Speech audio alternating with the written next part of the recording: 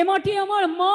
দিদি ছিলেন, সেখান থেকে পিসি হলেন, আজকে ঠাকুমা হওয়ার জায়গায় চলে গেছেন, তবু তিনি তার মিথ্যের ব্যবসা ছাড়তে পারছেন না, তবু তিনি তার মানে মিথ্যের কারবার চালিয়ে যেতে চাইছেন, গদি আঁকড়ে বসে থাকতে চাইছেন। মমতা বন্দ্যোপাধ্যায় শুধু ভয় পেয়েছেন তাই নয়, আমি তো শুনতে পাচ্ছি এলাকার যত মেডিসিন স্টোর আছে সব জায়গা থেকে মানে প্রেশারের ওষুধ, আপনার হচ্ছে ঘুমের ওষুধ ভাবা হয়ে যাচ্ছে, কারণ এত মুঠো মুঠো ওষুধ সব নাকি ওই কালীঘাটে যাচ্ছে। এতটাই তিনি ভয় পেয়েছেন, শুধু ভয় পেয়েছেন তারা রাতে ঘুম পর্যন্ত হচ্ছে না তৃণমূল তাদের, কারণ তারা জানে এই ভোটার তালিকা যদি সাফ হয় তাহলে তাদের ভোট ব্যাংক ধস নামবে, হাফ হয়ে যাবে। তখন যখন আপত্তি তোলেনি, এখন কেন আপত্তি? এসআইআর এর মাধ্যমে তো শুধু অনুপ্রবেশকারীর নাম বাদ যাচ্ছে তা নয়, ভুয়ো ভোটার যারা মৃত ভোটার, যারা অলরেডি মারা গিয়েছেন, যারা অন্য রাজ্যে চলে গিয়েছেন বা অন্য দেশে চলে গিয়েছেন, স্থানান্তরিত হয়ে গিয়েছেন, বা কেউ যদি মানে ভুল করে ডাবল এন্ট্রি করে দিয়ে থাকে, তাদের সবার নাম বাদ যাচ্ছে। মানে দাবিটা কি? যে মৃত বলে কি মানুষ না, ওদেরকে ভোটার তালিকায় রেখে দিতে হবে, তারা এসে ভোট দেবে। যেরকম আমরা দেখেছিলাম 2023 বিধাননগর নির্বাচনে দ্বিজেন্দ্রলাল, একজন শিল্পী, কণ্ঠশিল্পী ছিলেন বিখ্যাত, দ্বিজেন বাবু, তিনি এসে ভোট দিয়েছিলেন, কিন্তু তিনি 2018 সালেই মারা গিয়েছিলেন। কিছুদিন পরে হয়তো দেখবো 26 ইলেকশনে গায়ত্রী দেবী মানে মুখ্যমন্ত্রী মা এসেও ভোট দিচ্ছেন। আসলে এই মানে এই যে মৃত ভোটার, এই স্থানান্তরিত ভোটার, এদের নামগুলোকে রেখে না দিলে ছাপ্পা ভোটটা পড়বে কি করে? এনআরসির নাম করে অফিসারদের ভয় দেখাবেন না, আমরা ছিলাম আছি থাকবো। হ্যাঁ মানে আমি বুঝলাম না, ছিলাম আছি থাকবো মানে কাদের কথা বলছেন? মানে মুখ্যমন্ত্রী মমতা বন্দ্যোপাধ্যায় আজকে আছেন, মানুষ নশ্বর, মারা যাবেন, মানে আজ নয়, মানে মানুষ প্রত্যেকে, আমি আপনি তুমি সবাই একদিন মারা যাব।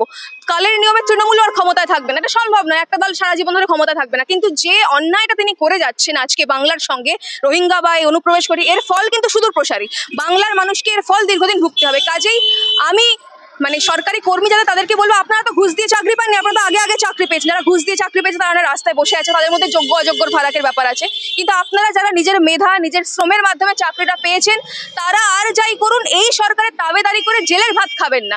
আপনাদের পিছনেও একটা তকমা লেগে যাবে, আপনার পরিবার লজ্জায় মুখ লুকবে, এটা করবেন না। যেটা কাজ, আপনাদের কাজ হচ্ছে মানুষের সেবা করা, জনসেবা করা, রাজধর্ম পালন করা, আপনারা সেটা করুন। যেটা নির্দেশ আসছে সেটা করবে। ইনশাআল্লাহ একসময় পশ্চিমবঙ্গের 50% মানুষ উর্দুতে কথা বলবে। বা যিনি বলছেন যে ওদের ইসলামে নিয়ে আসতে হবে, ওরা মুসলিম হয়ে জন্মের দুর্ভাগ্যের বিষয়, তার মুখে অন্তত আমি বাঙালি নিয়ে কোনো কথা শুনবো না।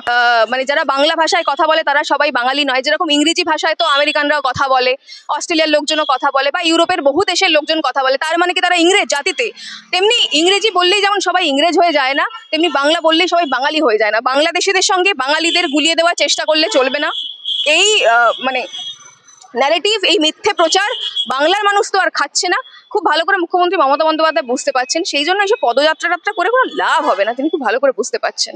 হ্যাঁ, মুখ্যমন্ত্রী মমতা বন্দ্যোপাধ্যায় তো কোনো নিয়ম মানেন না, মানে এটাই হচ্ছে সব থেকে বড় কথা। যে মুখ্যমন্ত্রী মমতা বন্দ্যোপাধ্যায় ভোটে হেরে মুখ্যমন্ত্রী হন, তো সেই মুখ্যমন্ত্রী মমতা বন্দ্যোপাধ্যায় যে সরকারের কোনো নিয়ম মানবেন না, আপনি যে কোনো কিছুতে দেখুন বিরোধিতা করাই ওনার একমাত্র লক্ষ্য। উনি যে এই রাজ্যের মুখ্যমন্ত্রী, মাঝে মাঝে তিনি সেটা ভুলে যান, মানে তিনি এখনো যেন বিরোধী দলের নেত্রীর ভূমিকাতে আছেন, এরকমই মনে হয়। আপনি দেখুন সিএ এনআরসির সময় যখন উনি করেছিলেন, মানে সেন্ট্রাল গভর্নমেন্টের কোনো নিয়ম এলো, কোনো রুল নতুন এলো, বিরোধিতা করাই ওনার একমাত্র লক্ষ্য। এই মুখ্যমন্ত্রী মমতা বন্দ্যোপাধ্যায় তখন মুখ্যমন্ত্রী ছিলেন না, লোকসভায় স্পিকারের মুখে তিনি মানে ভুয়ো ভোটার কাগজ ছুঁড়ে মেরে দিয়েছিলেন। তিনি বলেছিলেন পশ্চিমবঙ্গে সাইলেন্ট ডেমোগ্রাফিক চেঞ্জ হচ্ছে, যদি বাংলাকে বাঁচাতে হয় আমাদের মানে নাগরিক কার্ড, যেটা নাগরিক মানে আইডেন্টিটি কার্ড